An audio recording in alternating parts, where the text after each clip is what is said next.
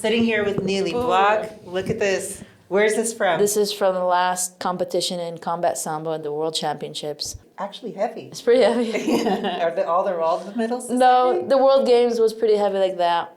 But more impressive is the belt, Well, you should have brought the belt too. Next time. Wow, kol hakavod.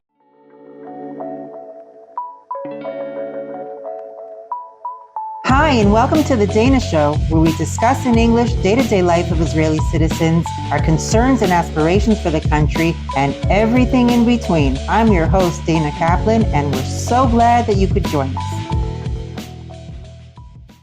Before I begin the podcast, I always like to mention the hostages and say that we have over 100 of our family members that were stolen and taken into Gaza and who are still hostages there.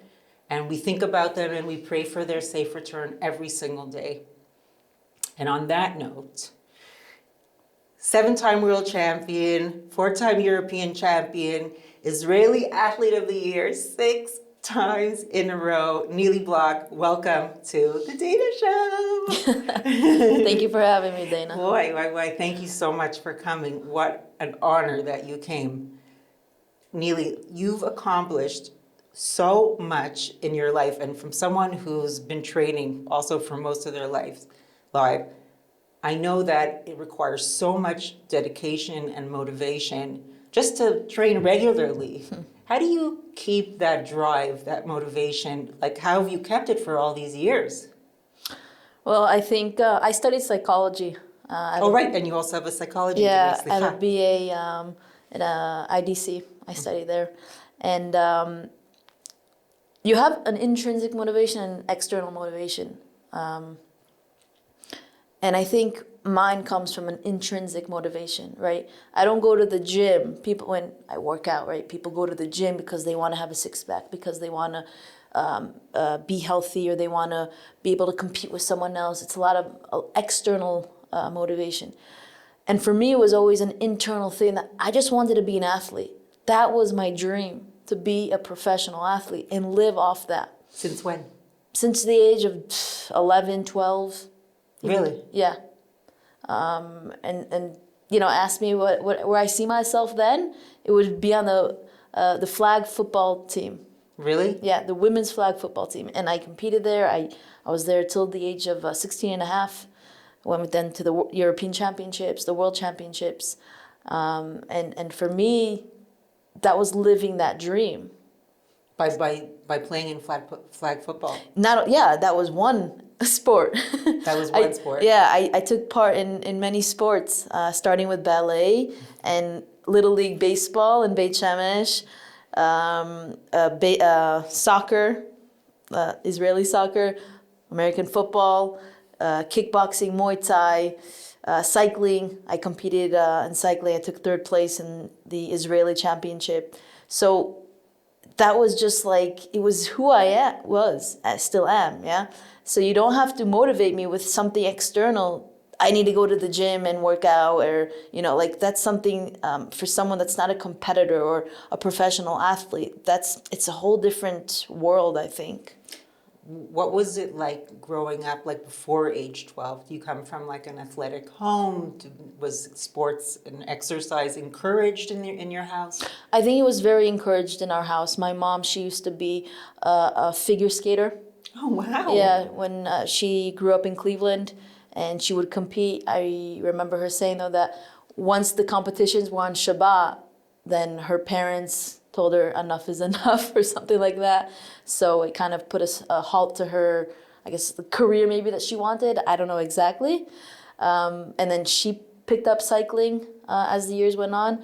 My dad, he, Zichrono Livracha, he was a dentist and also a handyman. He did everything with his hands. So I think that the athleticism, that movement, that physical ability was always in the house. And I remember also stealing my older brother's baggy shoes, baggy clothes, and just, that tomboy look, and that was just there. So it was growing up. Are you still a tomboy now? I think it's a little old-fashioned using the word tomboy. I haven't heard it in a while. Right? I don't think you really use it daily today. Well, do you have like a feminine side to you? Do you like girly things? I think I've found that balance. Okay. In the past, it was pink. Oh, hell no. Do you ever wear a skirt or a dress? I wear dresses, yes. A Yeah. skirt, a little less. Ever since like high school, it's like I don't like find the. I don't know. It's just not. I like pants more. Yeah. But dresses definitely they bake out to events. And I find that balance. You know, having my hair down, having like it wasn't me. I think growing up, but I found it. You found it? Yeah. Cool. You said before that your family came from, you're originally from United States. Where are you guys from, United States? So my mom is from Cleveland. My dad is from upstate New York. I was born in Maryland. Okay. And around the age of 2, they made Aliyah to Beit Shemesh, and I just grew up here. So I have the Israeli culture, but also I guess the American benefits. And I speak English is my native language. Is that how you say? You would say native language, Yeah. your mother tongue. We grew up speaking My English is really on the face. Okay. Really on the face. I mean, I've been working in an Israeli company, so I don't use English as much as I should.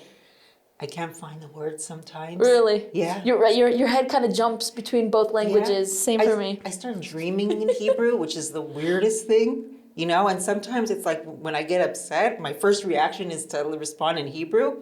And then also I'm like, oh my gosh, I've been here for too long. Hi everyone, I just wanted to take a quick break to tell you about a new sponsor we have on the Dayna Show. Holy Rollers Painting Company. If you're looking for a painting company that provides American style service, no mess, great prices, and really easy to deal with, then I recommend Holy Rollers Painting. They painted my house, did an incredible job. I'm so happy with them, and that's why I'm recommending them to you. Contact Dave at Holy Rollers on Facebook, mention my name, Dayna, and get preferred pricing. Good luck with it. I was so happy. I'm sure you will be too. Now back to our show. So you were saying that you moved to Beit Shemesh. Does that mean that you guys were religious? Grew up in a religious home. Yeah, my dad, kippah sruga. Okay. You know, go to shul every Shabbat, chagim, and he's in a suit. We were 6 kids, 4 girls, and my mom would always dress us up like matching, like super duper girly. You know, Wow. I'll send you a picture. Yeah, it's a pretty religious thing to have everybody matching. Yeah. And I guess, you know, that was her thing. Yeah. And growing up, and eventually, like, I didn't like that. We were all like, we want to be our own selves. Yeah. And so we just kind of like threw that out of the window. So I went to religious schools, also high school, went to an ulpana tamit noga. Me too. Yeah, Not really? the same one, not Noka, but Gila? another Opana. I went to Opana in Toronto. Okay. Yeah, but you know, Opana is. Nachon, you said you Yeah. grew up. Yeah. I want to know how, like, I know the women's flag football team, there's a lot of religious girls on the team. It's very widely accepted. But when you made the jump from flag football to martial arts, to Muay Thai and kickboxing, how was that accepted? transition? Yeah. How was that accepted in the community, or you don't even care, or you didn't care? So growing up, it wasn't that we're in a Haredi house. Beit Shemesh is very diverse. Right. Today, I think, yes, it's more and more religious, but growing up, it was very diverse. Okay. And, you know, I remember going to school, coming home and changing into pants or a tank top and running to the basketball court and just playing there with the boys. Yet alone, I would always get name calling and everything, but, you know, I just did me. So I love that. I love that you did you. Oh, I love it. So I started boxing, kickboxing, Muay Thai at the age of 10. And only at the age of 11, my mom saw an ad for flag football in the newspaper. And she actually turned to my sister, my older sister, if she was interested. And I looked at her like, hey, what about me? So we both went. And it's funny because I kind of, I felt like I didn't feel comfortable because at the end of the day, the coach, he came to my mom and he said, we want Nili to come to the Atuda, the team before the national team. and I like felt a little what's the word, like my sister was the one that was supposed to go, so like, and then You felt guilty? Guilty, that's the word. Yeah. You felt guilty. But you know, like, just I love that athleticism. I loved coming home all scratched up, banged up, and you know, having turf in my shoes, and like looking at my arms and not knowing where that came from, and that going, oh, you know, probably dove for a ball and, you know, just scratched myself. So it's knowing that I came home and I gave it my all on the field or in the ring. And I would always see boxing or you know, kickboxing, Muay Thai as a place for like a gym, right? Getting stronger physically and also mentally. I never thought about it mentally, only years later, but mostly physically. That's how I interpret it. Oh, I'm going to my martial art session, and it gives me more cardio, gives me more explosiveness and all that. So there wasn't any other training that you did, but Makbil, to get stronger in that? It was just you would go there for that specifically? Right, that's how I interpreted it. Okay. Seeing it as like, okay, I'm going on this football path. Mm-hmm. And as years went on, we also would go to the gym with the football team as well. We had the trainer, Abby. I know Abby. Yes. Yes. So she gave us the program for strength training and agility and all that. So it developed me as an athlete growing up. Wow, that's so cool. When you were in the flag football, you didn't really know that you were going to be going into the martial arts. No. I'm saying it correctly. You could say right? martial art world, or like the main focus is Muay Thai. Is Muay Thai. Okay. Yeah, that's what it was. What's the difference between Muay Thai and kickboxing? Okay, so in Muay Thai it's called the art of 8 limbs. Right. Okay, so you have your fists, you have your elbows, knees, and kicks. And in kickboxing, you cannot elbow. And the knee is like, you can knee and let go. You can't like hold on and clinch, right? You have the clinch in Muay Thai. It's like the wrestling when you're standing. It's all the hugging that you see. Yeah, the clinching. Oh, I love that. So in kickboxing, you don't have that. Are you ever uncomfortable when you're doing that? It's like with someone that you don't really know and you're like hugging them so tight. It's such an intimate thing, no? I can understand that, but when watching it, I guess, is different than actually being there. Correct. Yeah. When you're in there, you have your mental. You're in a different mental thought process, right? You're in just like, okay, what moves are you going to be executing, and how do I win, right? Like that's what it's. That's what I wanted to ask you, Nili. When you're in the ring, right?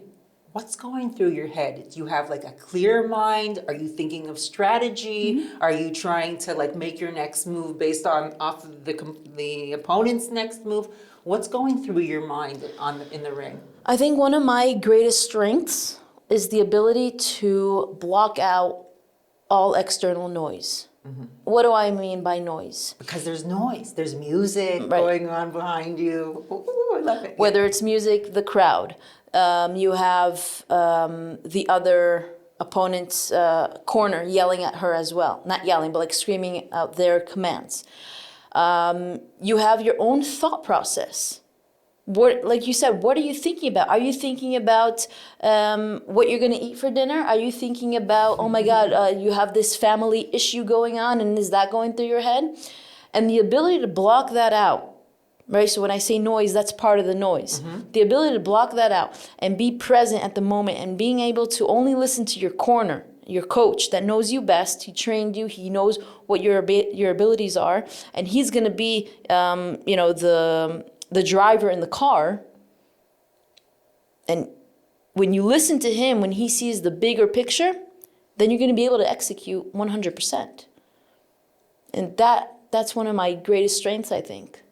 Is that you're able to block it out? Yes. Do you do any like meditation? Not, like in preparation for a fight. What are the kinds of things that you do? To calm yourself, not only in terms of like the physical part, but the mental part. So, in the past few years, people are always talking about meditation, like sitting down and just like closing your eyes, and the classic meditation. As far as I'm concerned, when I step into the gym, when I say gym, I mean the mat area, martial art gym. That is my meditation zone because I have to be present 100% of the time. And if I'm not, I'm going to get hit, I'm going to get kicked, I'm going to get thrown down to the floor, and I'll get injured. And so if you're not present, if you're not aware and full focus in that moment, you're screwed. So it's the same thing in the ring. And so do I do meditation? When I was at IDC, right, and I had my different courses in my BA in psychology, one was about meditation. Okay, sababa, nice, we did like this little course. Again, I interpreted my training zone as my meditation zone. Some people talk about like manifesting and like bringing in positive energy and seeing yourself winning and stuff Visualization. like that. Visualization. Yes. Do you use that tool or do you go in knowing you're like, I'm going to win? Like, is your gisha, your approach, I'm going to win no matter what and there's nothing is going to stop me? Visualization is part of the process, 100%, yes. Winning in the ring happens way before, in the preparation, the physical preparation and the mental preparation as well. So it's visualizing every step of the way in the ring. And at the end of the day, yes, you want to visualize the best outcome for yourself, right? The positive outcome. But along the way, there are going to be fashlot. There are going to be things that you didn't take into account, or that things that you can't control. Right, the opponent. So you also have to think about scenarios, what she's going to do. What she's going to do, okay, how I'm going to counter that. I mean, she's going to do this, I'm going to do that. She's going to do that, I'm going to do this. But at the end of the day, yes, you want to see yourself with your hand risen. And so I do that all the time before fights. We do that mamash, like I'm talking about, it could be weeks, days before, at night. And mamash right before the fight as well. You mentioned before the relationship that you have with your coach, the trust that you have with your coach. When you first started fighting Muay Thai, how long did it take you to go from just practicing to gaining a coach and like getting into like the competition side of it? Mm-hmm. My first fight was at the age of 12. It was here in Israel, in Ma'ale Adumim. I grew up in Benny Kogan's gym in Jerusalem, and I started with him at the age of 10, up until the age of 29. So it's about you're still with him now? No. Okay. But that's 19 years of, that's a hardcore relationship. Yeah. And we had our ups and downs all the time. And I think my ability to لهخيل, how would you say that? To digest, to absorb, to accept maybe, to understand. It's funny that you're asking me how to translate things, and I'm asking you. We're both native North Americans and we can't speak English. Again, my mind is jumping between both languages. It's okay. I'm all good. You chill. It's fine. So, everyone has their personality traits that some people, you like more, dislike less. So you always have to, it's a give and take. And so my ability to, accept what it is, whatever, and to create that relationship with that person. You have to really trust them. Yes. 100%. Is it your choice who your coach is? So again, I grew up with him because that's how I knew from the age of 10. There was a period of a year and a half where I switched coaches to someone else, and then I came back to him. That happens, I think, in almost any sport, any athlete, highest level. Did you have some kind of sikhsukh, any kind of brokas? I felt like I wanted to go somewhere, like I wanted to go and compete internationally. I wanted to be in the army as a special athlete. And I just felt like he wasn't giving me the attention that I needed at that time and moment, because it was a matter of timing. And so I felt the other coach was there and able to give me what I needed. So I switched. And when he was able to give me and reach that point that he gave me everything he could, I found that going back to Benny was the best choice for me. Okay. And so that's what I did. And I created my own team. I feel like I grew up in Muay Thai,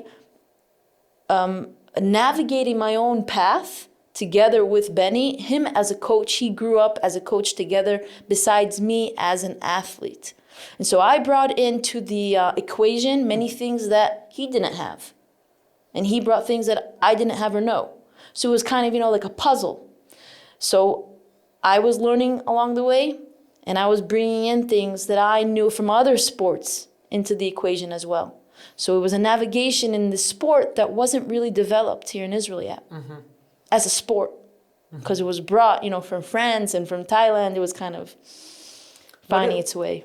What do you like the most about Muay Thai?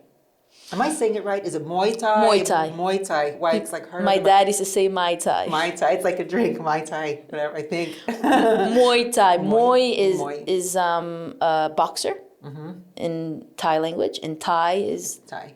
So Thailandic. it's a Thai boxer.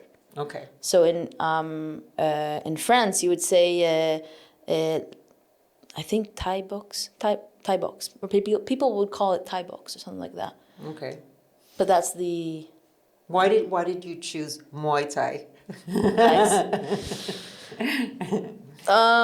What did you like about that more than, let's say, boxing or even mixed martial arts? I mean, I know that wasn't so popular back then when you started, but what was it about this particular sport that you liked? So it's not like, I'm 20 years old now and we're looking, okay, we're going to take off scratch, we're going to choose this one because I grew up into it as a kid, right? So that's something kind of like, that's all I knew. And at the age of, I think it was 16, around 2012, the Olympics are on TV. I'm sitting there, we're watching derby on the mat, and we're watching all these amazing athletes excel and bring these abilities, these physical abilities. And I'm looking at it, I'm like, wow, I want to be able to excel just like that. So that drive and motivation to be in the Olympics, I was like, okay, what is the closest for me in the Olympics would be Muay Thai, because it's close to boxing. And around that time, I also took up boxing classes in Jerusalem. So that drive to be in the Olympics, and they were talking about Muay Thai maybe being in the Olympics, and it obviously takes time, and it's a lot of issues that's not related to me. So I was like, okay, there's my opening. And I just kind of went with that all the way. And as time went on, it became like part of the World Games, which is equivalent to the Olympics. As far as Israel's concerned, a medal at the World Games is an Olympic medal. And so I competed in 2017 and 2022. I took bronze, I took silver. The financial reward is also there as well. So How much did they give you? Do you mind saying how much it was? For bronze was 150,000 shekel. Oh, wow. And for silver was 200. Wow. And now they even bumped it up, which will mash, I think to like, 300 or 500. And so I'm about to compete in my third World Games, not in Muay Thai. In what? In combat sambo. Oh, wow. Which is a whole new sport. It's judo, basically. And so I'm learning judo for the next year, and I just qualified for the World Games. Like, again, we're talking about an athlete. Because I have the athleticism, I think, and the understanding in martial arts, I was able to make that transfer very easy. Obviously, it's hard, but easy enough to qualify for the World Games. How does that work when you're so used to a certain kind of lechima, of fighting, when your instincts will tell you to do something, whether it's an elbow or a kick or whatever. In judo, it's not the same. And you also don't have grappling in Muay Thai, right? So you're not really bringing people down to the ground. How do you make that switch in your head from the different styles? So I've been, watching also fights for many years. So when you see certain movements and then suddenly training the movements as well, it's an easier transition as well. And the body understands, the mind understands. And I've been training wrestling since 2018 as well. And jiu-jitsu for the past on and off 2.5 years. So it's there, right? And in combat sambo, it's also a striking.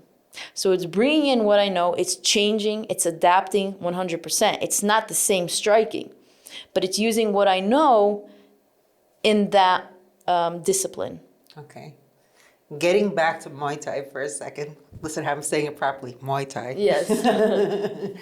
Was there a particular fight that you were nervous about, or a competitor that you were extra weary about? Yes. I would say weary, right? Not necessarily nervous. Valentina Shevchenko. Okay. Maybe you've heard of her. Yes. The bantamweight, I don't know about the words, maybe 125-pound Okay. champion She's in not UFC. featherweight, right? Not featherweight. It's not featherweight. Okay. No. What's before bantamweight? I don't know the word. You would know better than me. know. You're the mumkhita. I use pounds or kilo. Who used bantamweight? I can't remember. But she is the current 125-pound champion in UFC. Okay. How much do you weigh? Now? Yeah. 69. Okay. Oh, wow. Kol hakavod. Yeah. Impressive. I used to compete at 60. Could you still Gain compete muscle. at 60? Would you cut weight to go to 60? 62 maybe. 60 would be like, oof. Okay. We'll talk about that after. I wanted to hear about that. And if it's a one, if it's check weight like 24 hours before. If it's consistently, no way. I can't hold that weight anymore. I'm not there. You know, body changes and hormone changes, everything. Okay. It's normal. And it's accepting that. It took me a while to accept that. Because you're always fighting at a certain weight class. You look at a certain way, you feel a certain way, and then suddenly it changes completely. So it's accepting that. So back in 2015, that was basically her last and final competition in Muay Thai. It was in Thailand.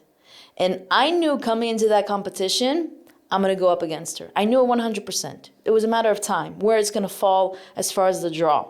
Okay. And so I sat for maybe a month or 3 weeks just sitting on her videos and YouTubes and watching every single fight of hers.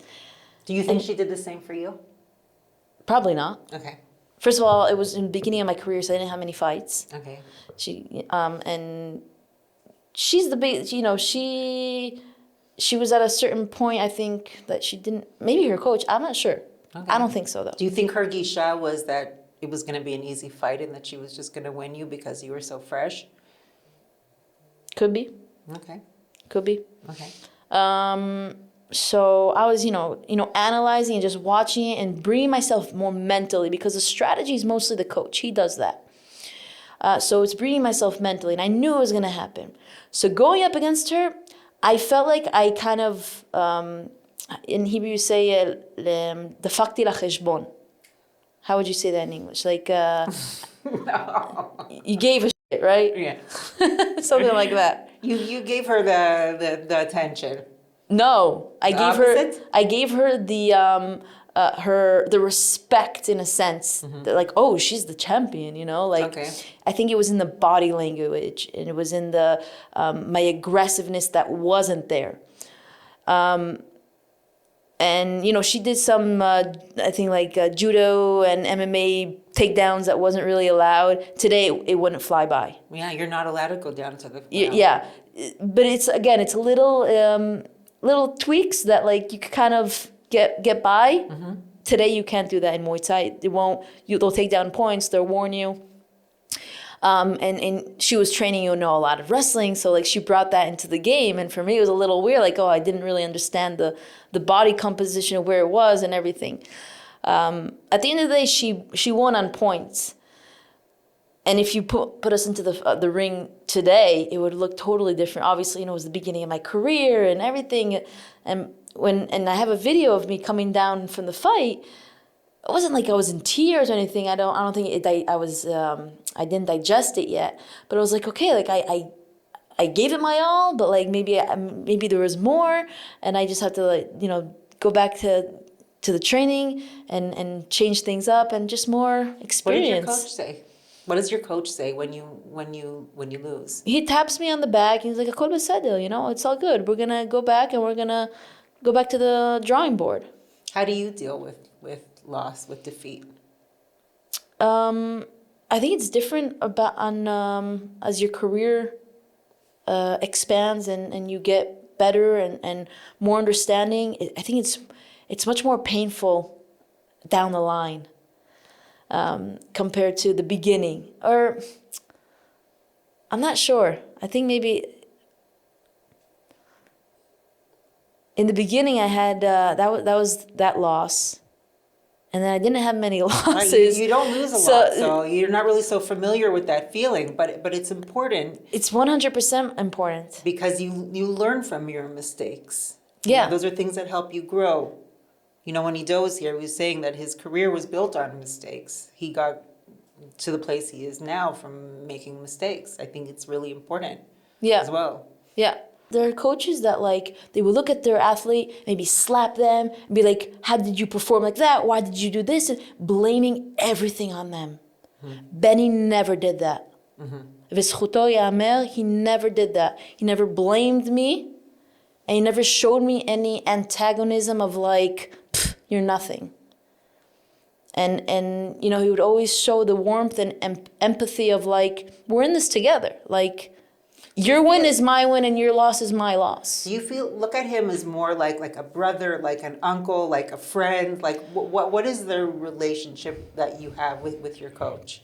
Not necessarily Benny, but with any coach that you have. Because like I said before, you need to have a lot of trust, right? Yeah. You're in the ring, you're banged up, you're looking to him for clues or cues or whatever. You have to be really thinking in the same head. What's that relationship like? I think my relationship with Benny was, like you said, it was very, very diverse. Like you said, between a brother and a father and a coach and a trainer. But it also hurt our relationship, I think, as time went on. There were no boundaries. What do you mean by that?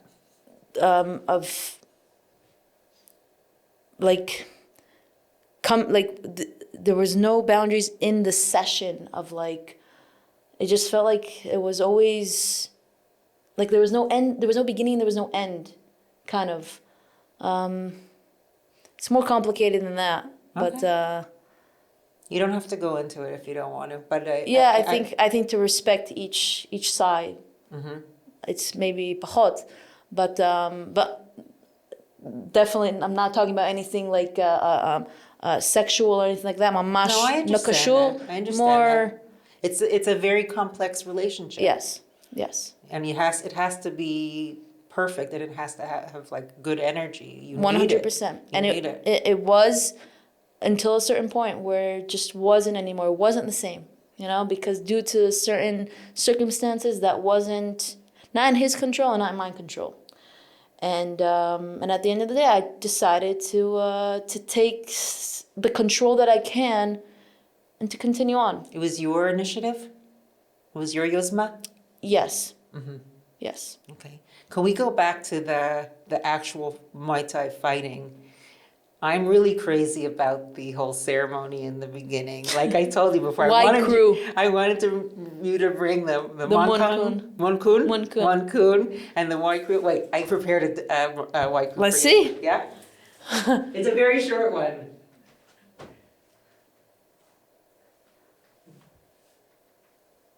Yeah. So many would do, you know, as they're looking in the mirror and putting on makeup, and it's just a whole ceremony. I've seen so many of those. I love them. I think it's a great show of respect. Yes. And it's a very good introduction because it shows who the fighter is. Who the fighter is, yeah, their personal style, who they are, because you see their personality. I've watched a lot from women, from men. The women are a little bit more adventurous, I think, than the men are. But I love the ceremony. How do you, I know you don't necessarily do the whole dance. You say the Shema Yisrael in the corners. Why don't you want to take part in the dance? I didn't grow up in it. and then there was a point in the federation, the international federation, that they made it into mandatory. Oh, yeah.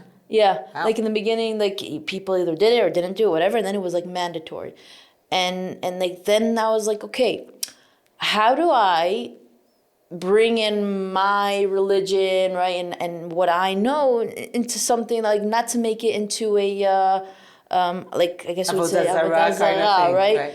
But if you understand what it's coming from, like it's showing respect to your where you come from, the trainer, the gym partners that you trained with, and the coaches and everyone.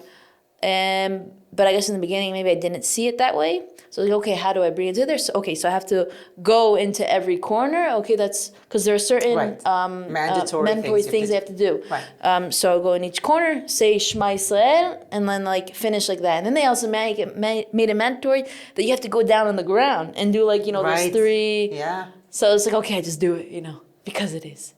But you don't feel any personal connection to it? No, not really. Do you feel stupid when you're doing it? No.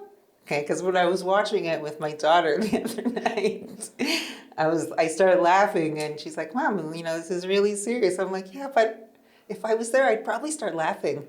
Like some of it looks ridiculous a little bit. I mean, I really like the thought process behind it, but it looks silly. You don't have that in other fighting, do you? Nope.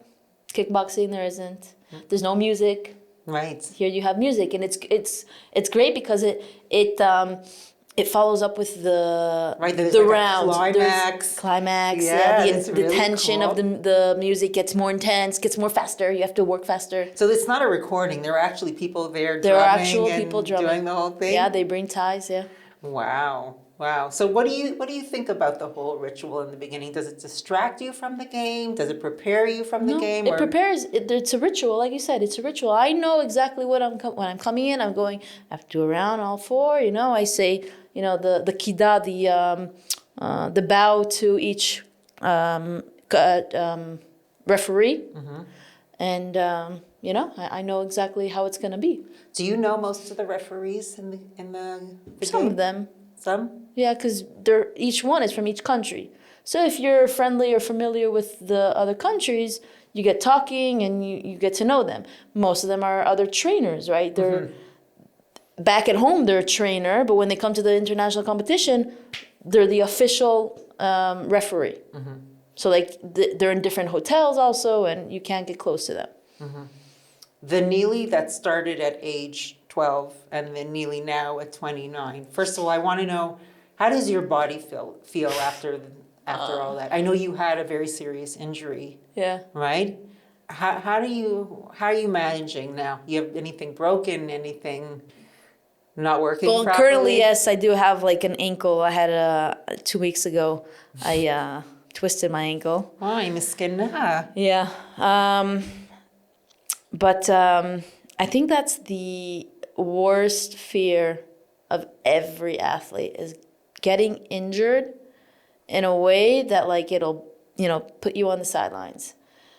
And yeah, your body is your business. Yes. But you're also getting knocked up. You're really getting knocked up after a fight, even if you win, right? You still have bruises probably all over your body. No, bruises is like a nothing. It's a bruise. It's a scratch. Wow. It's knowing how to cope and handle that as well, getting back into the rhythm the fastest that you can. So it's recovering the best way that you can, and it's putting time into your nutrition as well. And massages, ice baths, the physical relaxation that you need to relax the body, not doing anything.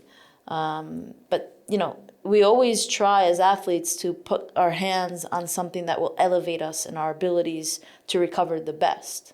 Do you think that you could beat me in a fight? Because I think I could beat you. Usually on the other side, it's a man that's sitting and asking me that question. If we now were in an alley. You know what? When Ido was here. You asked him that question? No. I wouldn't even consider asking, because it's not a fair fight if it's a man, obviously. It would never happen. But when I see you, I wonder if you thought the same thing. Would you be able to beat her in a fight? I don't know. I mean, I'm just kidding. Obviously, you would. You're a professional athlete, and I'm just Dayna. But when I think about, like, as a mother, which God willing, one day you'll be as well, whenever it comes to protecting my kids, I have this rage, that goes through me where I could, no matter who's in front of me, I could probably rip their fucking head off. So when I think about, am I strong enough to do something, I always say yes, because I know that I have that in me, that I could if I needed to. Well, first of all, that's a step forward, saying yes, I can. Yeah, I'm overconfident. It puts you already in that mindset. Are you in the offended physical. that I even brought that up? No, it's okay. It brings me back to like all the psychological research that they do. Like taking a pencil and putting it in your mouth, right? And it already puts those endorphins into your body. Yeah. And your body language, how you're sitting and what you're doing before an interview or before you go into a fight or a game, and that puts you already in that adrenaline drive, ready to perform. And just that mindset of saying, oh yeah, I could do that, is it being cocky or arrogant, or I don't know, it really depends on how you're gonna really take that into action. So are you just a talkative person, or are you an actionable person as well? I'm an action person. So probably. Like my kids are scared. Like when I get into arguments on the road or something, they're like, "Don't get out of your car, Ima. Don't get out of your car." Like what happened the other day with the guy that beat up the old man. Yeah. No, I go from like 0 to 100 very, very quickly. Why do you think? Well, first of all, living in Israel, I think everyone's just one step away from losing their shit all the time. Wouldn't you agree? It's a very stressful environment here. But I'm a very competitive person. It's just in my nature. I'm an alpha female. And playing sports growing up, what did you play? What did you do? I was also hockey. Well, no, I didn't. No. I knew how to skate. I took ice skating lessons at an early age. It was like how people take swimming lessons. We take ice skating lessons. I played racquetball. I played basketball. I was very into basketball. I was tall, so I got into it at a young age. And then I just started weight training. I really liked weight training, and I liked Olympic weightlifting. That was my thing. And one of the reasons why I let go of CrossFit was because I didn't like that feeling that every single session I had to compete. I wanted to enjoy what I was doing and take away that competitive edge. I think there's a time and place for competition, and I think maybe as I got older, I started to feel like, what is my goal in terms of my health, right? I want to be able to live a long life. And so my training should be something that is good for me and that I enjoy. I don't need every single session to be a competition. Enough about me. Like I want to talk about you a little bit. Are you a competitive person? Outside of the sport, are you a competitive person? I think at moments yes, but not like that kind of competitiveness that you would imagine to yourself of like the small little things of like, oh, you didn't really succeed here, so like you'll push yourself extra. Like I understand where I'm able to push myself and like I don't think at the what you're thinking about the way I'm a competitive person. Being in the ring or being, playing a basketball game just like with some friends, I'll up my game and I'll try and win, but like I also know, okay, I have to like to prevent myself from injuries or anything like that, because I'm at that age of like, I know where my ability and capabilities are. And so if I push myself just an extra there, I might just get injured. So I'm like very... If you're training with a friend and you're both running on a treadmill, right? Will you try to run faster? Not necessarily. No? You don't feel like you have... So I guess it's like a choser, something negative about me that I feel maybe that I have to prove myself and always like be the winner. That's the word. It's not, I don't feel like I need to prove myself. If we're running and I know, again, I know what my abilities are and my capabilities are, what the goal of the certain thing that we're doing is. And it might, if I compete now with that you know, be in that competitive mindset for a second, it might just bite me in the ass the next few days. Are you doing this for fun? Is this fun for you? It's fun. Definitely fun, but it's my life. What's your life? Yes. And you want to continue in this path? What do you want to do next? So I'm training now in combat sambo. Right. I'm heading towards the World Games, the biggest event, like happens every 4 years. When is it? It's in China, August 2025. Soon. So also shout out to anyone who wants to be a sponsor, definitely. Good investment. Good investment.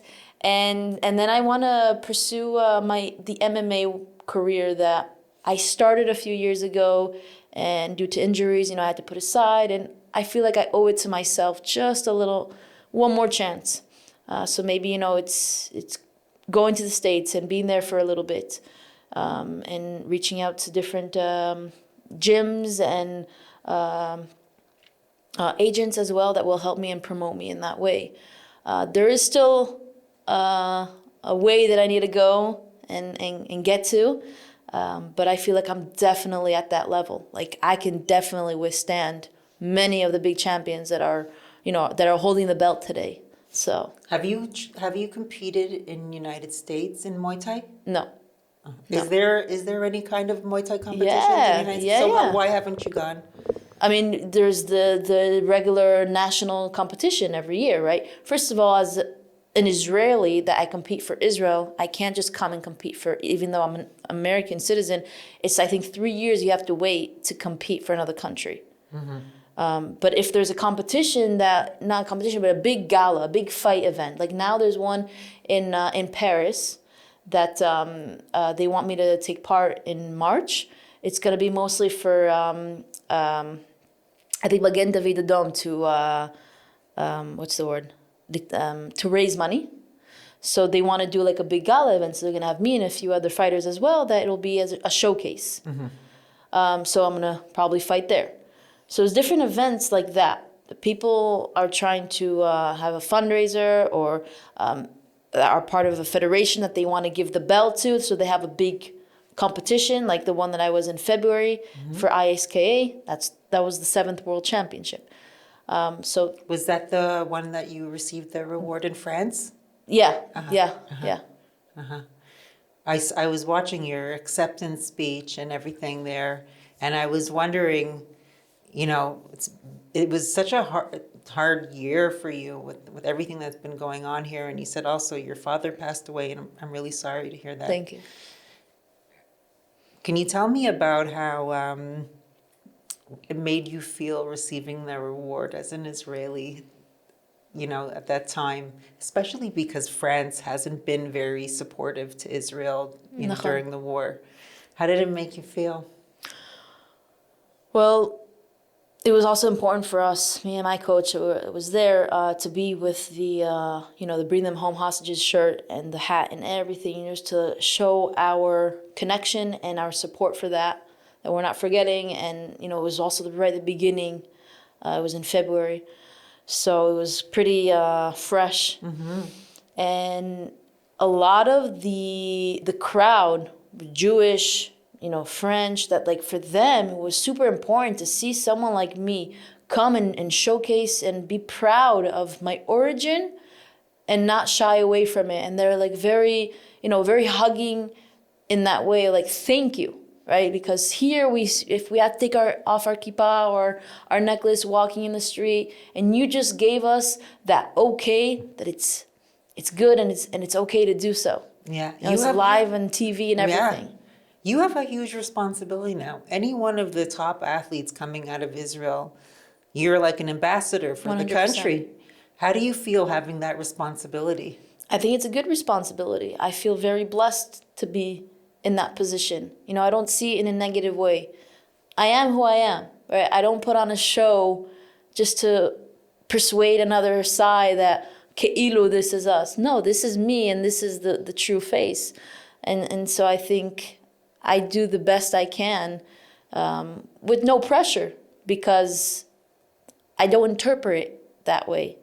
And that's one of my mottos as well, is that I don't owe anything to anyone. And when you come in with that mindset, anything, any outcome, you'll be okay with. Obviously, you're going to give your best for the outcome that you want. But sometimes it's not in your control, and it's okay. Have you received any negative feedback since the war started from the international community? I know you said you work with, what's it called? The federation is IFMA? Yeah. IFMA? Have they been supportive to you throughout this? Have they even said anything about the war, given you any support? Unfortunately, I've not heard from them. Obviously, I'm also not really competing in IFMA anymore because of the whole situation of them kicking out my coach, and then like, What? that's a whole other story. Okay. But that's where it escalated as well Okay. with my relationship, just like. But how can I you felt detach from them? Don't you need to be in contact with them? no, because I'm not competing there anymore. I can compete anywhere else. And for now, I'm also doing combat sambo, Okay. so it's a different federation. Okay. Yeah, so Okay. things escalated from there, and Okay. like due to that, they were just closing many doors for me, and I can sit back and be like, damn, nothing's going my way, and it's all because of them, and now I can't do anything. Or I can look at other directions and be like, where can I take control? And that's what I did. Like, that's who I am. I just kind of like got to move forward. And that's, again, one of my strengths, I think. But what I want to know about after October 7th, if you had any kind of like anti-Semitic remarks or negative feedback from the international community. Not necessarily negative feedback, just I think very neutral, and be like saying not anything, which is also like not saying anything is also a problem. Yeah. Like, show solidarity. And whatever, like I was going to like send them an email as I was the part of the athletic committee, the athlete commission committee, and I was gonna send them something on behalf of the athletes, but then I was just like, whatever, like things just escalated from there, and I let it be. Have you ever had any anti-Semitic things said to you while you were fighting or at an actual competition? No, not recently. There was one in 2015 where the referee that was in the ring, he was Palestinian. And when I won the fight, that was in the first World Championships. When I won the fight, it was a problem for him to stand in the middle and raise my hand. Social media and everything. So he just went to the head referee table, and he asked them just to switch him out. So in a sense, was that anti-Semitism? I don't know. But like in the beginning, I thought like, oh my God, they're taking down points for me. What are they doing? But after that, we understood what it was. I want to switch gears a little bit to something a little bit lighter. As a woman, right? You have like your menstrual cycle and you have different things that happen. How does that affect your training when you compare that to how a man trains? So if we go back to the beginning where you were asking me also about tomboy and whatever and all that.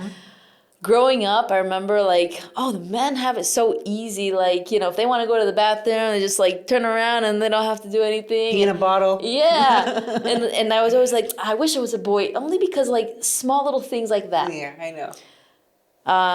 And I didn't get my period till the age of 16. Oh, okay. That was the first time. And then Was it during a fight? It didn't show up for 10 years. Okay? That is because, one, the intensity of the training.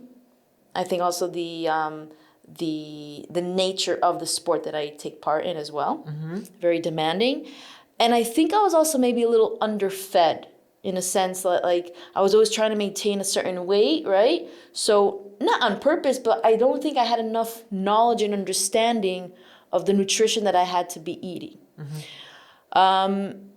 Is that your responsibility to know that as a kid? Shouldn't your coach be the one who makes sure? Do you have regular blood tests, things like that? Again, those are things that as I went on, I learned. Okay. Go And ahead.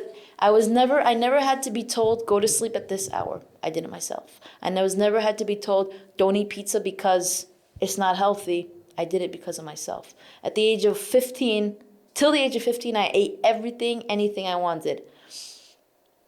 Garbage, junk food, everything. And then when I wanted to be a professional athlete, when I started to understand with a glimpse of what it demands, you know, that's when a switch happened. I went from 0 to 100, from one cassette to another, not touching anything that had sugar, processed foods.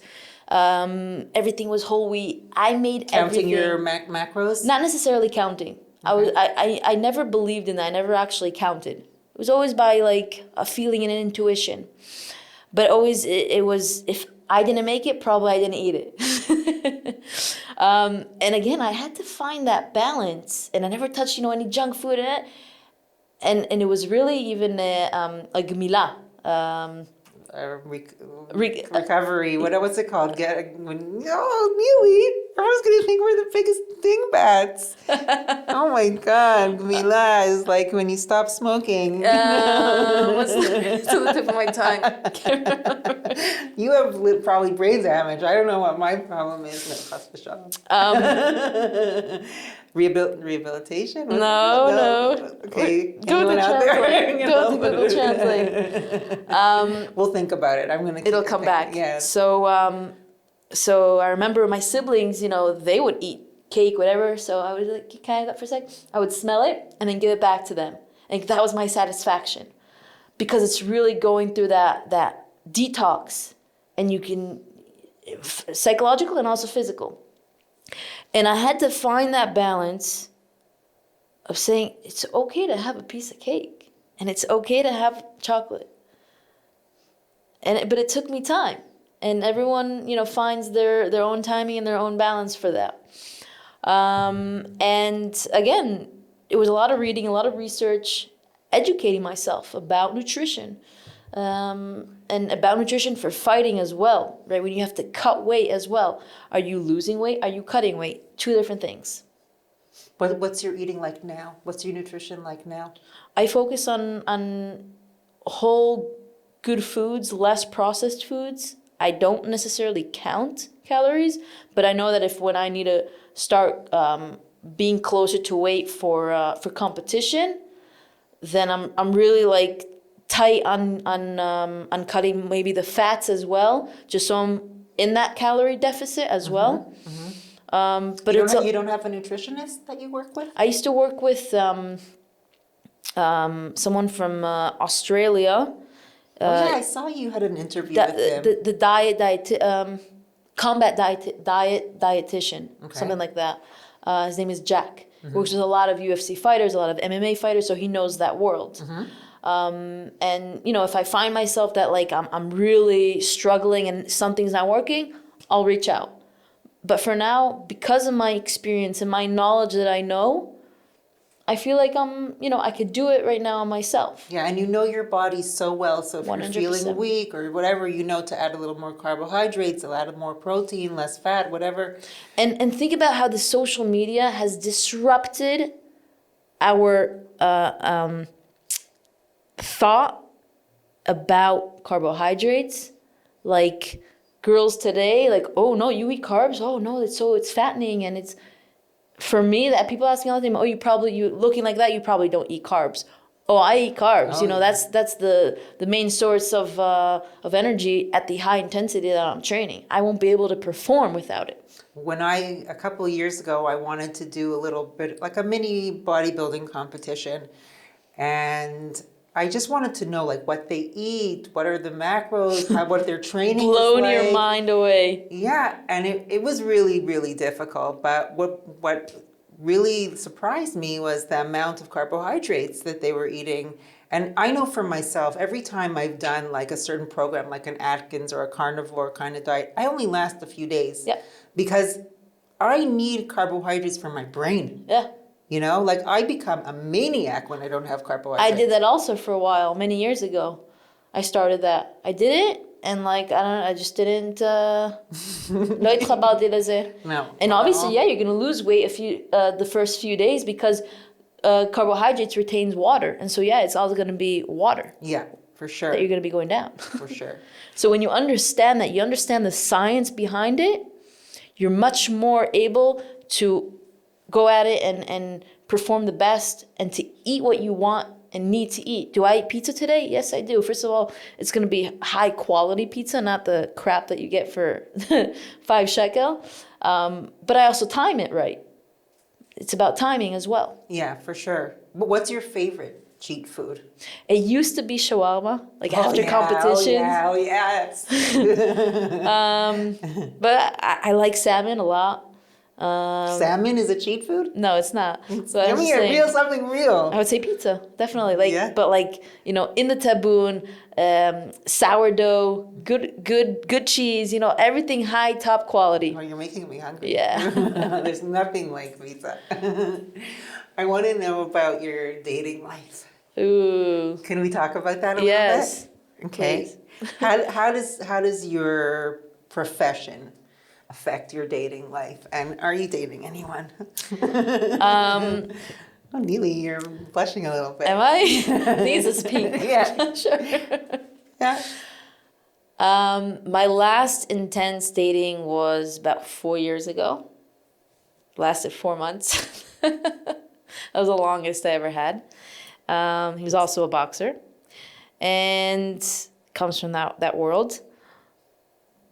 Because of my intense focus and my desire to really succeed as an athlete, I never looked right or left.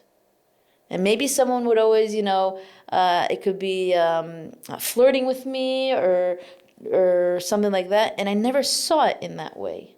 I never interpreted it that way because I was just very, you know, it wasn't something that I desired. And maybe it also has to do with my menstrual cycle, right? That I didn't have for 10 years. And only in the past few years, maybe when I'm 29, so I would say maybe about 5 years or so, I've been more open-minded. I'll be like, there's something that I want. Yeah.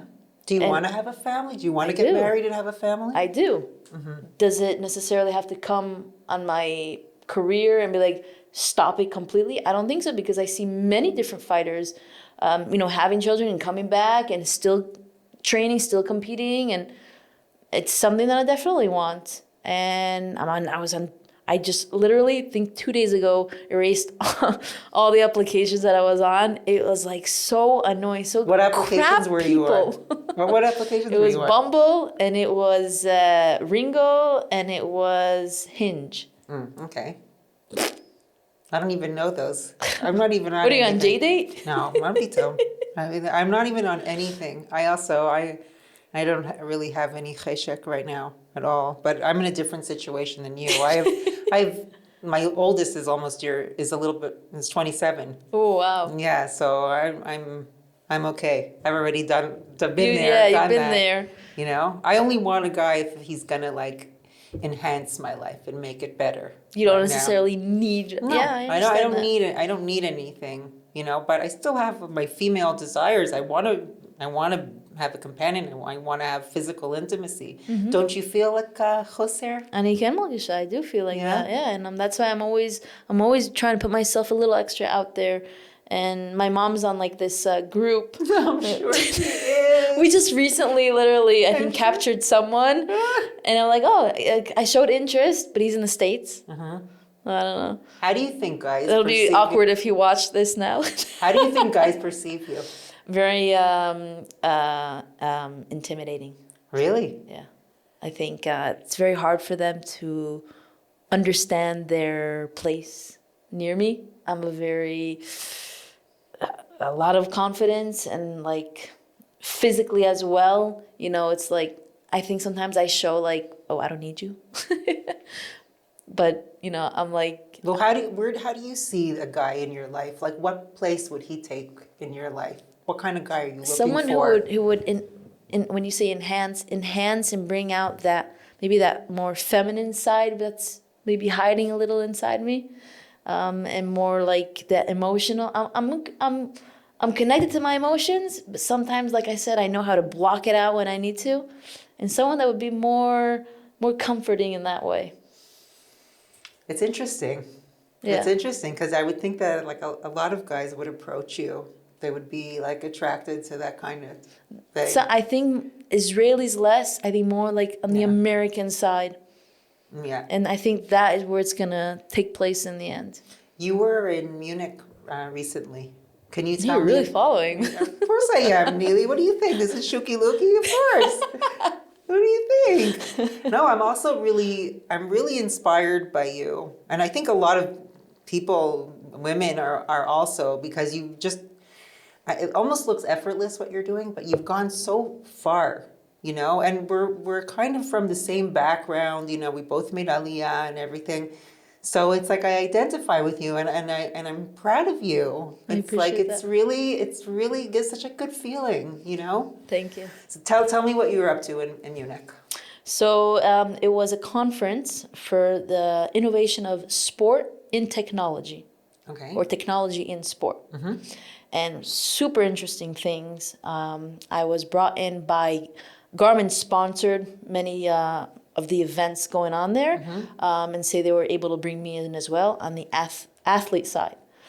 It was created by Oren Simanian, something like that, Simani. I can't pronounce his last name. He used to be a football player, now a referee, and he developed this conference that used to, 2019. It was here in Israel, and because of the situation, unfortunately, they had to take it to another place. And so, you know, I was exposed there to many different people from around the world, mostly European. They brought like their ideas, their innovations that are going to help enhance athleticism and databases. One interesting thing was this guy that showed us like a basketball. It's a court, but it can be any court that you want because it's with LEDs. It's like glass. It's made out of glass, and you know, instead of now painting all the lines for each court, it's technology that's lighting up for basketball court, for tennis court, for handball, whatever it is, and that way it's also less confusing for the athletes that are on the court, and a lot of advertisements you can do. What is this used for?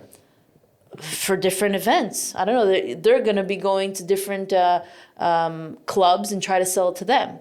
Obviously, it's super expensive. So how much is it worth it for that club that they're going to invest in something like that? It's also good for advertisements. That was just one example of like, whoa, that's so cool. And just connecting with a lot of people. And, you know, just I think for me, as the day after my career, what do I want to be, right? Where do I see myself? And I think it's going to be either a mental coach or doing a lot of self-defense sadnaot, like workshops around the world. I think in the beginning it'll be for like the Jewish communities, for the women, you know, all the religious communities that they can't get and be exposed because most of them are men. And me as a woman, and with the background that I have, I can definitely give, be at value to them. Is that what you want to do in the future? Teach self-defense? I think. Do you do any of that now? Do you give any kind of I do that seminars too. now? I do that now as well. I teach self-defense to a few girls, like privately. I do workshops, and I speak in schools. If it's to younger kids, adults. Friday I'm going to a basketball team that they invited me. So I kind of share my journey and give them different, you know, also perspectives of how for them to take their game to the next level. Can I see your hands for a second? Let me see what's going on here. Reading my hand. What's my Rough future? a little bit. Let me see the other one. What's in my future? No, I'm not. I just want to see what like this fighter's hands look like. Obviously, you wear protective gear. What about nail polish? You don't want to wear any nail polish? Is that the next step? Come on, Nili. Oh my gosh. gosh. Get you a little bit more feminine. You're going to leave here with a bow in your hair. Oh my God. Go back to the age of 5. Look, I'm wearing. Look, but it's shakuf. Yeah, It but makes it's so me much. feel more feminine. It's so much energy. You know what? It's energy, but you got to do what makes you feel good. If it doesn't make you feel good, then you forget about it. I don't need that. I don't wear really good. any makeup. I don't even know how to wear makeup. Me neither. I just put sometimes a little bit, here, and that's it. In terms of your religiosity now, are you still Shomer Shabbat? I'm more traditional. Yeah. You happy with that? You're comfortable with that? I'm comfortable. Yes. Would you fight on Shabbat? In the past, yeah, I always fought on Shabbat. Yeah. Yeah. I never felt like it was something. זה לא היה אווירת Shabbat. But it was what it was, and it wasn't like I was on PlayStation that I was doing something also physical. I remember when I had to weigh in on Shabbat, then I would ask a goy to come and pick me up and then take me down. It was that thing of like, I'm doing my maximum that I can to still be in that thought process of it's Shabbat, but still be able to fight. What made you make the switch from being dati to not dati? Oof. Was it a process? Was it like a conscious thing, or? I think it was a little bit of a process up until the age of 24. Then after high school, I felt like there was like this halt of like learning from a religious point of view. Just like it kind of got stuck there, and then as years went on, I remember like, I'll get into the elevator or into this taxi because the goy or him or whatever, they're paying, they ordered whatever. And then as time went on, I was like, who am I kidding? Like, I had to ask myself these questions, and I felt like I was kind of trying to hold this persona that the media created for me, like the religious Haredi Datiya from the world champion from Beit Shemesh and all these things. Like, I was trying to, I think, hold on to that. You fit into that mold. Yeah, but that wasn't me anymore. So I wanted to thank you for coming here today. I had a really nice time, and it was really fun talking to you. You're a real inspiration to women, to all Israelis and all Jewish people, and you're just a force to be reckoned with, Nili. And I wish you so much success in the future with your, what's it called again? The Combat Sambo, judo, and also if you go for the MMA, I'm sure that you'll be a champion. So thanks so much for coming. A lot of success in the future. Thank you so much. Thanks, everyone. Thank you for tuning in to this week's episode of The Dayna Show. If you like what you heard, you can subscribe to the podcast, like and share with your friends on social media, and rate us 5 stars. Don't forget to tune in next week, and we'll see you then.